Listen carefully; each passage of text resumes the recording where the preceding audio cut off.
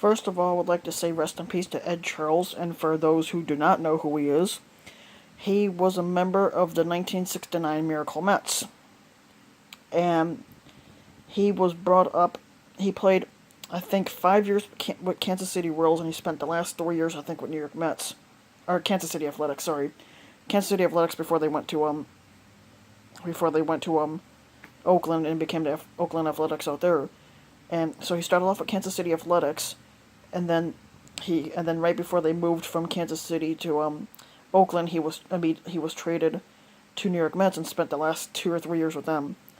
Now, in Ed Charles' career, he had 917 career hits, 86 home runs, 421 RBIs, and he also finished out with 147 doubles, 30 triples. He also had 86 career stolen bases, but his bat average was 263, kind of low. He was hit by a pitch 28 times, and he was intentionally walked 20 times.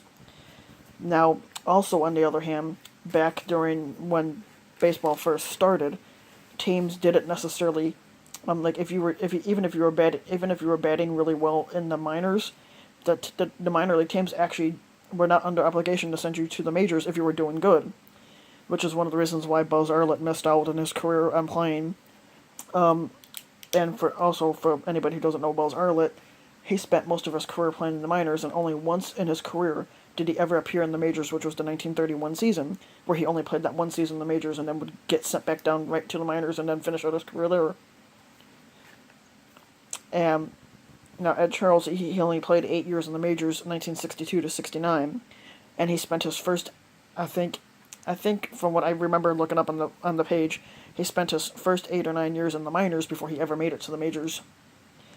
And most people who are rookies in the majors, they're usually anywhere between 20, depending on how good they are, they're usually anywhere between 19, sometimes anywhere between 18 and maybe 24. When Ed Charles made his debut in 1962, he was 29, which is a lot older than what most rookies would be. Also, when he retired in 69, he was 36. He probably could have played longer, he just chose not to. Now, and since he died, he was only 84 years old.